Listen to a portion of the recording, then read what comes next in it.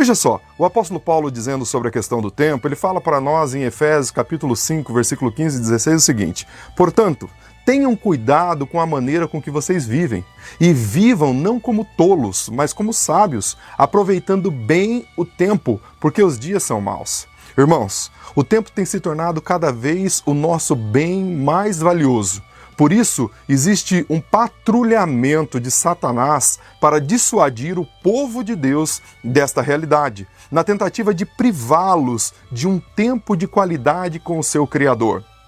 John Piper disse algo que me fez refletir e achei espetacular a sua fala. Ele diz o seguinte: uma das maiores utilidades do Twitter, Facebook, você poderia colocar Instagram e outras mídias, é provar no último dia que a falta de oração não era por falta de tempo. Veja, ele não está preterindo as redes sociais, bem como a internet, pois elas são utilíssimas. Inclusive, nesse momento de reclusão, se mostraram uma ferramenta espetacular para a Igreja de Jesus Cristo. Contudo, o cerne da colocação de Piper está em outra direção, pois ele faz uma advertência importante para uma questão que está cada vez mais presente no nosso dia a dia. Pois existem pessoas que são capazes de ficar 6 horas, 8 horas por dia navegando na internet, saltando de uma mídia para outra, usando plataformas de filmes e séries digitais, enfim.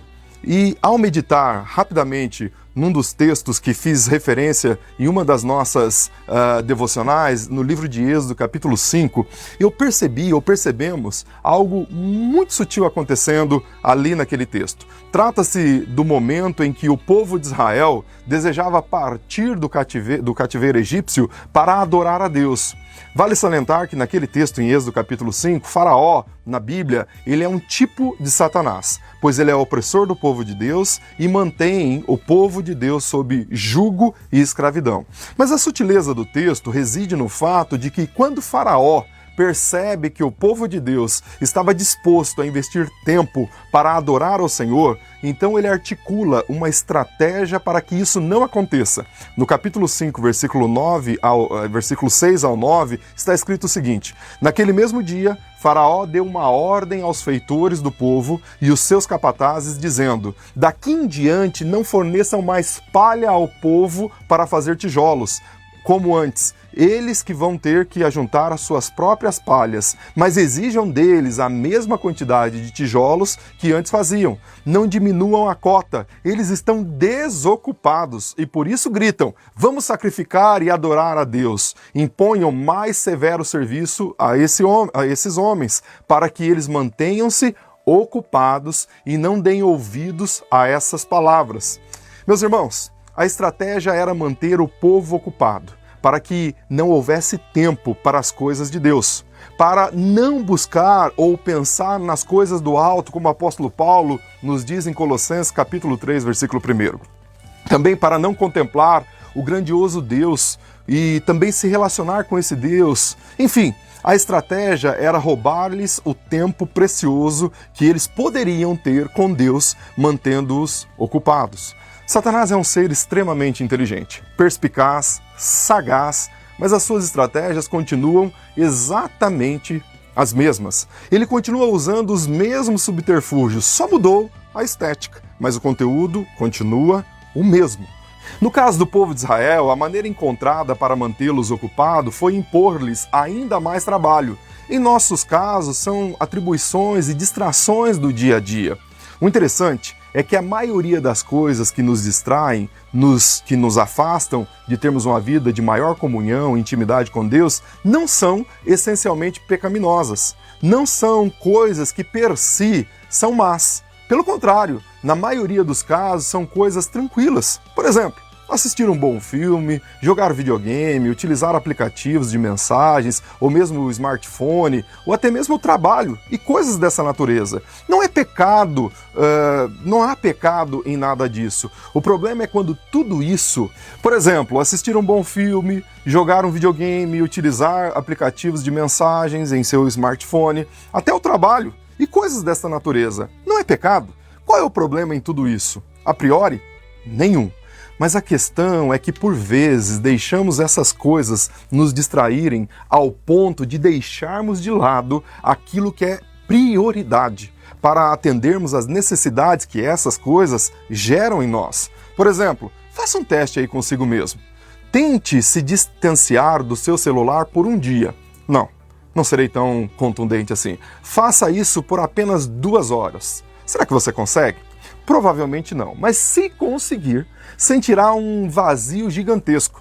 Algumas pessoas chegam a dizer que seu celular é a sua própria vida e sem ele nada podeis fazer. Talvez imitando João capítulo 15, versículo 6, quando Jesus diz: sem mim nada podeis fazer. Alguns, sem o celular, sem as mídias, não podem fazer nada.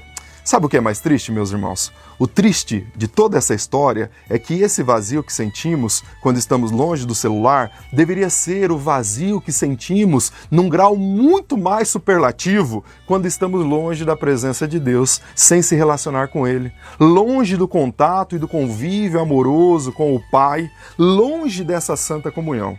Mas não é o que acontece. Pois temos pessoas que são capazes de ficar uma semana inteira e às vezes até mais sem ter um contato com Deus e com as suas coisas. E pior, sem sentir a menor falta. Tem um estudo que diz que, em média, o brasileiro fica conectado 9 horas e 14 minutos por dia, perdendo apenas para a Tailândia e para Filipinas. Imagine, se você destinasse apenas 10% desse tempo para a comunhão com o Senhor. Teríamos quase 1 hora por dia. Mas 10% é muito, né? Então, 5%. Teríamos pelo menos 30 minutos diários para termos comunhão com o Senhor. Eu não quero constranger ninguém com esses apontamentos, mas o que eu quero chamar a atenção aqui é sobre o aproveitar o nosso tempo de maneira adequada, de maneira sábia. Às vezes, quando estamos ociosos, vamos logo buscar uma série, um jogo de videogame, uma navegação numa das mídias. Lembrem-se, quando Faraó identificou a ociosidade do povo de Deus, ele logo criou alguma coisa para que eles fizessem a fim de distanciá-los do principal, que era a busca de Deus. Deixe-me fazer uma pergunta. Nesses dias de reclusão, como você tem empregado o seu tempo? Talvez você já tenha assistido todas as séries das plataformas de vídeos existentes e agora já está até entediado, né? Já jogou todos os jogos de videogame possíveis e imagináveis. Vi alguns memes, por exemplo, na internet, de pessoas que, por ficar tanto tempo sem fazer nada, começam a fazer coisas imagináveis. Por exemplo, um senhor aparando a grama com uma tesoura de cabeleireiro e pente de cabeleireiro, uma outra senhora fazendo as unhas de uma galinha e coisas dessa natureza, porque não tem o que fazer. Mas, irmãos, preste atenção. Se você destinasse esse tempo precioso para estar com o Senhor, não seria muito mais útil do que buscar coisas outras para fazer? Novamente, não estou preterindo e nem colocando sob júdice nenhuma dessas atividades ou mídias. Todas elas, sendo bem aproveitadas, poderão ser bênção. Mas gostaria de desafiá-lo neste momento, e quem sabe, para a continuidade da sua vida, a prestar atenção no que ocupa a prioridade do seu tempo. Lembre-se, você tem 86.400 segundos por dia. Quanto deste tempo você está efetivamente investindo naquilo que vai reverberar para a eternidade?